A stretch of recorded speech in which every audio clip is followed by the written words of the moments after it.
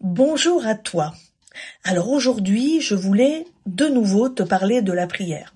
Il est vrai que j'avais déjà fait une vidéo TikTok sur la prière et cette vidéo-là a pour but d'être, si je puis dire, un complément d'information. Voilà.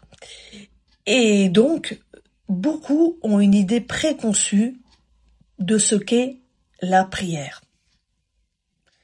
Beaucoup vont l'aborder de manière religieuse, en fait, comme un espèce de rituel. Et beaucoup d'entre nous, nous compliquons vraiment l'existence lorsqu'il s'agit de la prière, lorsqu'il s'agit de prier, de penser prière et de vivre prière, si je puis dire. Nous sommes beaucoup à nous compliquer la vie. Alors qu'au fond, c'est tellement simple. C'est simple comme une prière. Alors j'ai recherché la définition du mot prière que j'ai trouvé sur Internet. Mouvement de l'âme tendant à une communication spirituelle avec Dieu. C'est intéressant, n'est-ce pas? Alors la prière, c'est apprendre à parler à Dieu. Un peu comme si tu parlais à ton mari ou à ta femme ou à une amie. Et tu dois savoir qu'il n'y a pas de temps prédéfini. C'est-à-dire, par exemple, tu dois te lever tous les matins à 4 heures du matin pour prier, par exemple, pendant 2 heures. Il n'y a pas de temps prédéfini. Évidemment, tu peux avoir ce genre de temps à part avec Dieu. Je ne dis pas que c'est mauvais, parce qu'il peut t'arriver que tu aies besoin de te mettre à part pendant 1 heure ou 2 pour des choses bien spécifiques, par exemple pour un temps d'intimité et pour des choses bien spécifiques. Mais de manière générale, la prière n'a pas de temps prédéfini. Alors malheureusement, nous sommes beaucoup, par exemple, à nous laisser culpabiliser. Et nous avons l'art aussi, entre frères et sœurs, de nous culpabiliser. Ou aussi, cela peut arriver, malheureusement, que des hommes ou des femmes de Dieu nous mettent cette culpabilité, indirectement ou directement.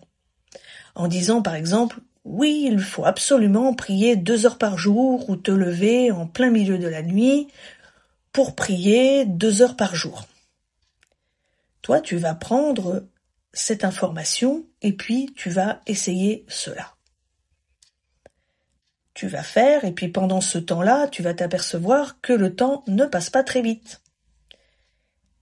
Tu as eu l'impression que tu as prié 1 heure, mais en fait, tu n'as prié que 10 minutes.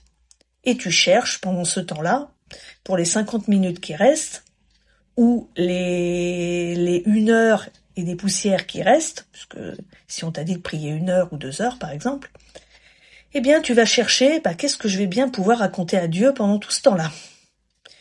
Et au bout d'un moment, si tu t'es levé en plein milieu de la nuit, tu vas finir par t'endormir. Et après tu te réveilles et tu te culpabilises en disant « Oh mince, je n'ai pas pu prier 2 heures ». Après, dans ta tête, tu vas te dire que tu es un mauvais chrétien ou une mauvaise chrétienne, etc. Mais ce n'est pas comme cela que Dieu veut que l'on aborde la prière.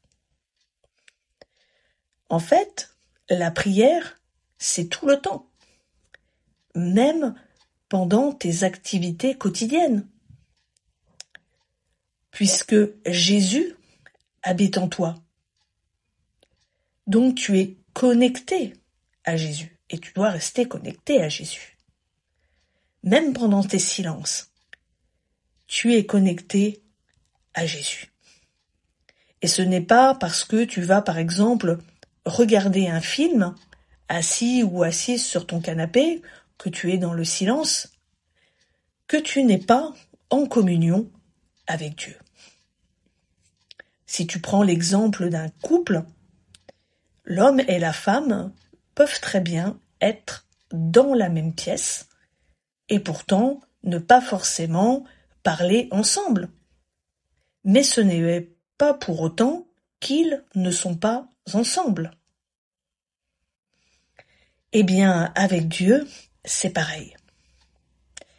La prière, c'est apprendre à vivre en compagnie de Dieu, comme un couple, où tu vas apprendre à vivre en compagnie de ta femme ou de ton mari. Au fond, c'est simple. Donc il faut arrêter de se compliquer la vie, si je puis dire. La prière aussi, c'est aussi, par exemple, prendre un verset biblique, te poser des questions dessus et poser des questions à Dieu. Et rappelle-toi que si tu veux bien commencer une prière, commence par louer Dieu et à le remercier d'emblée. Voilà, le sujet est vaste, mais je te laisse sur ces quelques pistes. À bientôt, bye bye!